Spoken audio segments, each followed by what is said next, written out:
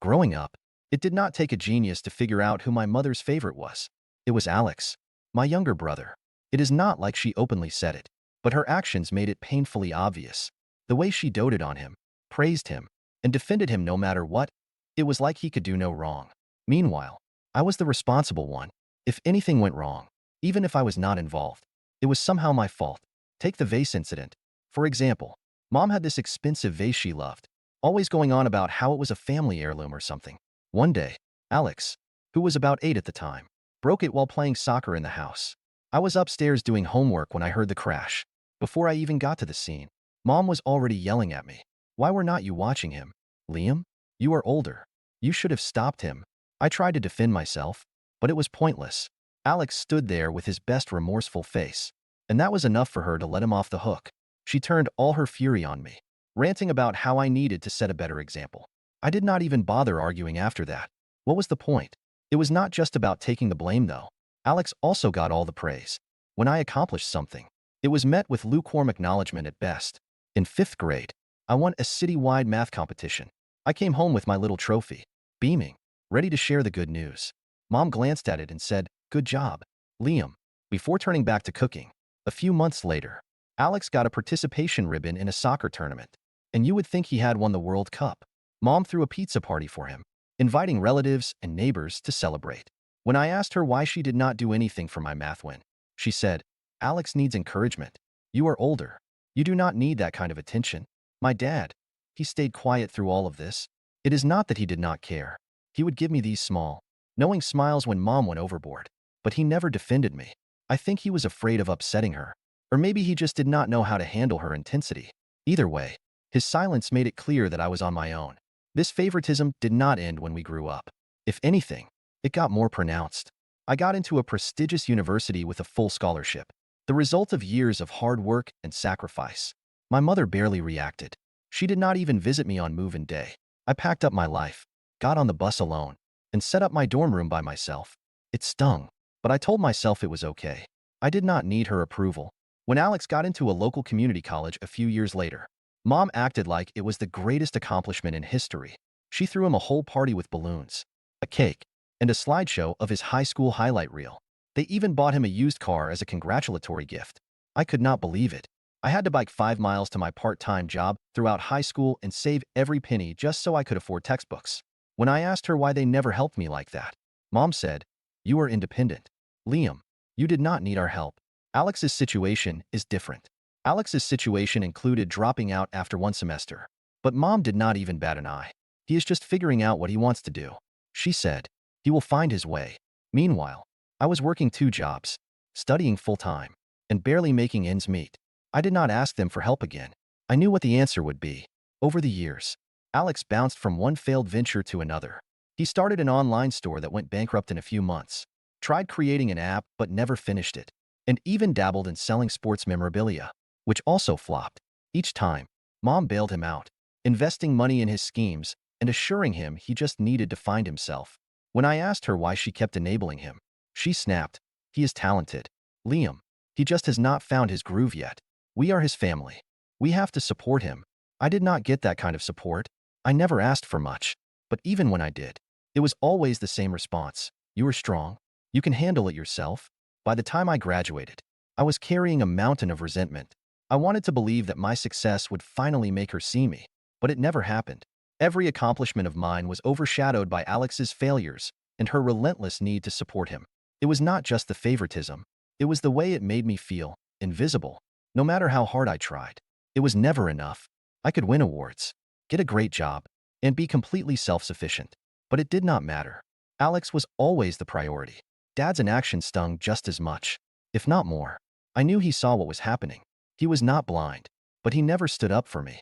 Never told Mom she was being unfair. His silence felt like a betrayal. Looking back, I think I stayed quiet because I did not know how to fight it. What do you do when your own mother does not see your worth? When your dad does not defend you? I thought if I worked hard enough, achieved enough, it would change, but it did not. When Emma came into my life, I was tired. Tired of fighting for recognition. Tired of trying to prove I mattered. I did not realize it at the time, but meeting her was like a lifeline. For the first time in my life, someone saw me for who I was, not for who I was supposed to be. I met Emma at a party I almost did not go to.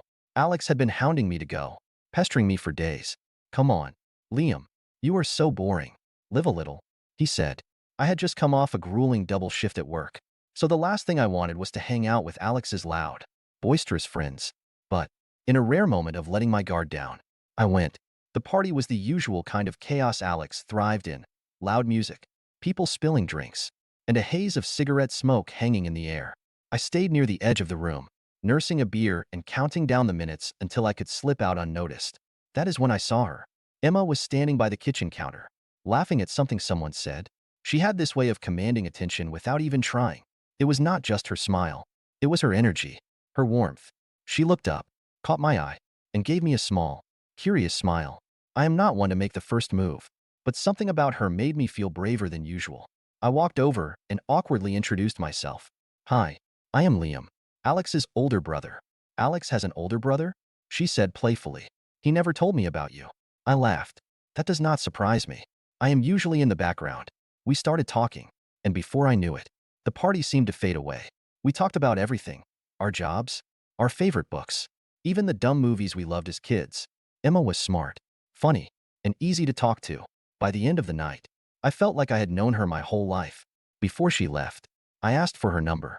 She smiled, scribbled it on a napkin, and said, "Do not make me regret this." Our first date was at a small coffee shop. I was nervous, but Emma put me at ease immediately.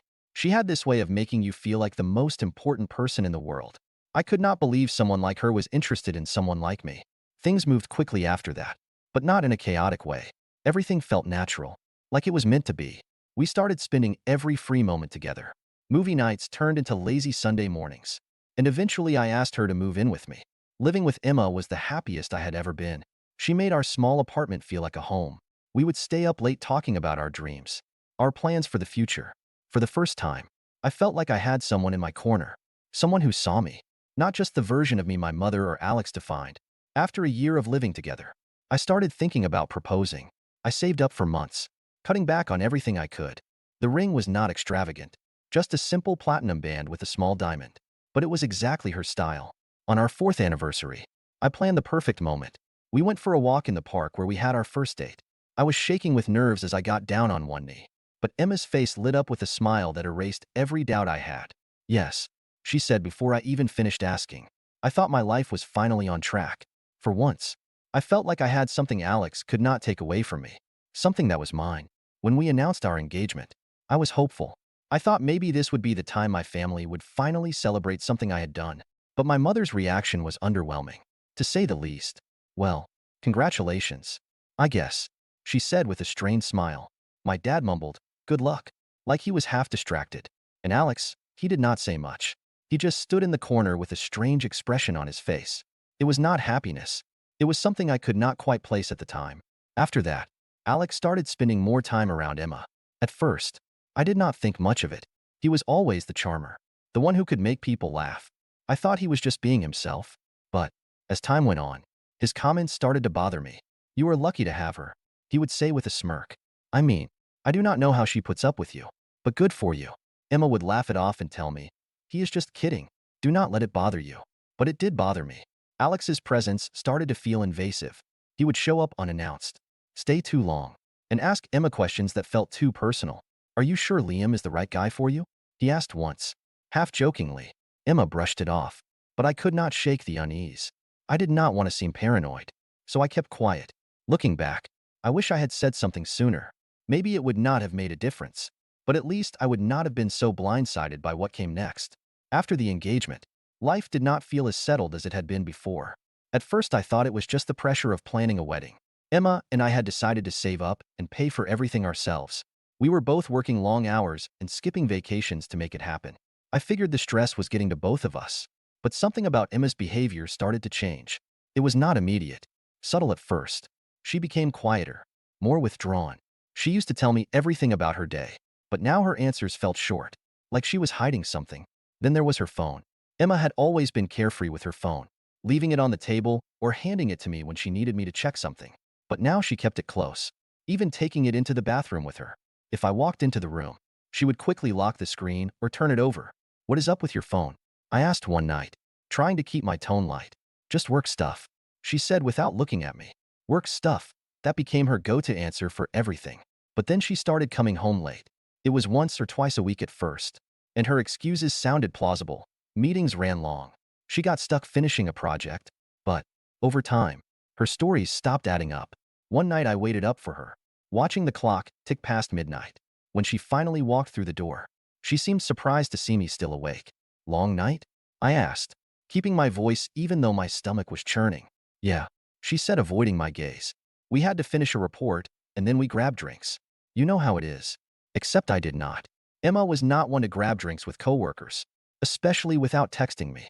And the faint smell of wine on her breath was not her usual drink. There was also a subtle hint of cologne, neither hers nor mine. I wanted to believe her, but a nagging voice in the back of my mind told me something was not right. A few weeks later, I noticed other changes. Emma started glowing in a way that felt different. She smiled more, but it was not her usual room-brightening smile. It was smaller, almost secretive. Her appetite shifted, and she started craving foods she used to hate. At first I thought it was stress, or maybe some new diet trend she was trying. Then it hit me. She might be pregnant. I was ecstatic. Sure, we had not planned it, but it felt like a sign that our future was coming together. I wanted to wait for her to share the news herself, so I did not say anything. I spent days imagining how she would tell me, how we would celebrate, how our lives would change for the better. One night, she finally sat me down. Her hands were shaking, and her face was pale. I need to tell you something, she said, her voice trembling. I smiled, thinking she was nervous about giving me the big news. It is okay, I said. You can tell me anything. She took a deep breath, and then the words came out. I am pregnant. I felt like I was floating.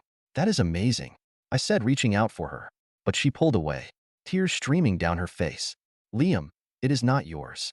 For a moment, I did not understand what she was saying. The words hung in the air, incomprehensible. Then they hit me, and I felt like the ground had been ripped out from under me. What do you mean it is not mine?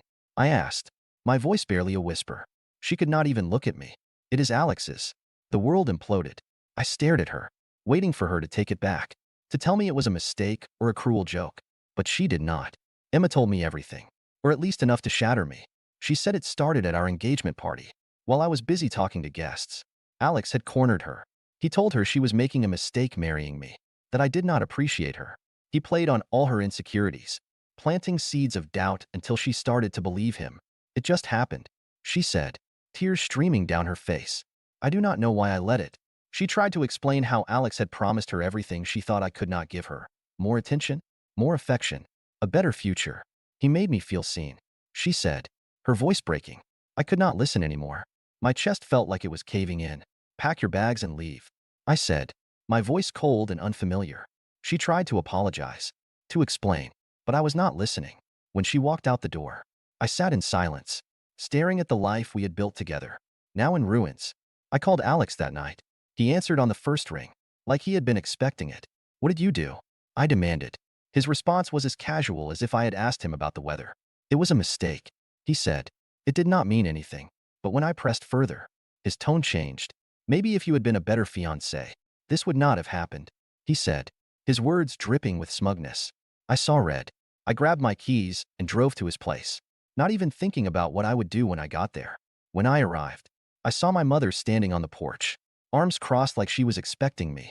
My dad stood beside her, looking weary. Before the confrontation had even begun, we need to talk, Mom said as soon as I stepped out of the car. I have nothing to say to him. I snapped, nodding towards the house where Alex was no doubt waiting. But she was not going to let me walk away. I did not intend for this to happen, she said. Emma provoked him. You need to forgive him. He is your brother. I stared at her in disbelief. Forgive him? He slept with my fiancée. He got her pregnant. He is your brother, she repeated, as if that justified everything. Family comes first. I looked at my dad, hoping for some kind of support, but he just looked away. In that moment, I knew I was alone. After that night, it became clear that my family had already chosen sides, and it was not mine. For days after my confrontation with Alex and my parents, I avoided their calls. At first, I thought they would let it go, but my mother was relentless. She left voicemail after voicemail, her tone shifting between guilt-tripping and outright anger. Liam, you are being ridiculous. You are tearing this family apart, she said in one. My dad called too, but his messages were softer, almost apologetic. Your mom is upset. We just want to sit down and talk about this. It was not reassuring. If anything, it made me angrier. I did not need a conversation. I needed them to understand how deeply they had betrayed me. And it was not just them. My mother started rallying the extended family. Before long, aunts and uncles I had not spoken to in years were calling, texting, even leaving comments on my social media posts. They all said the same thing. You need to forgive Alex. He is your brother. Families go through tough times. You will regret shutting him out. It was like they did not even care what Alex had done. No one mentioned the betrayal, the lies, or the fact that he had knowingly destroyed my relationship. Instead, they framed it as a misunderstanding that I was blowing out of proportion. One night, I got a call from my cousin Katie. She is one of the few relatives I have always been close to, so I answered hoping for some kind of support. Liam, I just heard, she said, her voice hesitant. Please do not tell me you are calling to defend Alex. I said, no, she replied quickly. I think what he did is disgusting. I just do not understand why everyone is blaming you. I let out a bitter laugh. Because it has always been this way. Alex can do no wrong. And I am the one expected to clean up the mess. Katie did not argue. She knew I was right. I just wanted to see how you were doing. If you need to talk to anyone, I am here. Her words meant more than I could express. She was one of the few people who saw what was happening for what it was, a complete and utter betrayal. But most of the family was not like Katie. They bought into my mother's narrative that Alex was the victim, that Emma had seduced him, and that I was overreacting by refusing to forgive them. My mother even had the audacity to suggest I reach out to Emma and help her through this. Help her? I snapped when she mentioned it on the phone. That is your solution? After what they did to me? She is pregnant. Liam. Mom said like that justified everything. The baby is innocent in all of this. You cannot just walk away. I do not owe that baby or them anything. I said before hanging up, but it did not stop there. My mother started showing up at my apartment. The first time, she rang the doorbell for almost an hour before finally leaving. The second time, she camped out in her car across the street, waiting for me to come out. It was unsettling, to say the least. I started taking alternate routes home and avoided going out unless absolutely necessary. But she was not the only one escalating things. One afternoon at work, I got a call from reception. Hi, Liam. There is someone here to see you. Says she is your mother. I froze. Tell her I am busy. I said. Mom did not take the hint. Instead, she started spinning tales to my coworkers. One of them, Clara, approached me later that day with a look of concern. Hey, is everything okay? Your mom was here and said you were refusing to help your family. She seemed really upset. I wanted to scream. Instead, I muttered, she is overreacting, and left it at that. Things came to a head when Alex showed up at my gym one night. It was my safe space, the one place I could go to clear my head. I was in the middle of my workout when I saw him near the entrance, the same smug smirk on his face. I ignored him at first, hoping he would go away, but he did not. Instead, he walked over to the weight bench where I was training. Well, look who it is, he said, leaning casually against the equipment. Still pissed about Emma? I did not respond. I put my headphones back on and moved to another machine, but he followed me. Come on, Liam, lighten up. It is not like you were perfect. Maybe if you had been a better fiancé, she would not have come to me. I clenched my fists, but kept my focus on the weights. Admit it, he continued. You are just mad because I am better at giving her what she needs. That was it. I turned to him, my voice low but steady. Leave, Alex. Now. He laughed. Or what? Are you going to run crying to mommy? The next thing I knew, we were in an all-out brawl. I threw the first punch. I will not deny that. But he shoved me against the weight bench before I could land another one. The gym staff broke us up before things got worse. But I walked away with a split lip and a bruised shoulder. The incident only added fuel to the fire. Alex filed a police report claiming I had assaulted him unprovoked. My mother backed him up. Of course, twisting the story to make me look like the aggressor. It was the last straw. The next day, I filed for a restraining order against Alex and my parents. When they found out, Mom called, furious. How could you do this to us? We are your family. You stopped being my family the moment you took his side. I said before hanging up. The court hearing was a nightmare. Mom cried, telling the judge that it was all a misunderstanding. Alex played the victim, claiming he had only gone to the gym to talk and that I had attacked him out of nowhere. But I had proof, text messages, voicemails, and even security footage from the gym painted a very different picture. The judge did not buy their story. The restraining order was granted, and for the first time in months, I felt like I could finally breathe. After the restraining order was granted, I thought things would finally quiet down. I was wrong. My family's silence did not last long. A week after the court hearing, I received a letter in the mail. It was from my mother. The letter was handwritten, several pages long, and filled with guilt-tripping phrases like, "You are breaking my heart, and how could you do this to your family?" She went on and on about how Alex had made a mistake, how Emma was not innocent in this either, and how the restraining order was a betrayal. It ended with, "We will always be your family, no matter how hard you try to push us away." I tore the letter in half and threw it in the trash. But it did not stop there. My relatives started calling again. Apparently, Mom had told them about the restraining order, but only her version of the story. In her narrative, I was the vengeful son tearing the family apart over a misunderstanding. "You are being so dramatic, Liam," my aunt said during one call. "This is just family drama. Everyone has it." Another relative chimed in with, "You cannot stay mad forever. What is done is done. Focus on the baby. It is not their fault." It was like they were all sharing a script, each one trying to guilt me into forgiving Alex and coming back to the family. None of them cared about the betrayal, the lies, or the emotional damage it had caused me. The last straw came when my mother showed up at my workplace again. Despite the restraining order, this time, she brought Alex with her. I saw them in the parking lot as I was leaving for lunch. They were standing next to my car, Mom waving her arms around like she was lecturing about something. Alex leaned against the hood, arms crossed, smirking the way he always did when he thought he had the upper hand. "Liam," Mom called when she saw me. "We need to talk." I turned on my heel and started walking back towards the building. But Alex's voice stopped me. "Running away again? Typical," he said loud enough for everyone nearby to hear. I turned back, keeping my distance. "You are violating a court order," I said, my voice steady. "Leave, or I am calling the police." Mom looked offended. "We are just trying to fix this. You are being unreasonable." "There is nothing to fix," I said. "You chose your side. Now deal with the consequences." Alex pushed off the car, taking a step closer. "You are pathetic," he sneered. "You cannot even face your own family." Before I could respond, a coworker walked out and quietly asked if I needed help.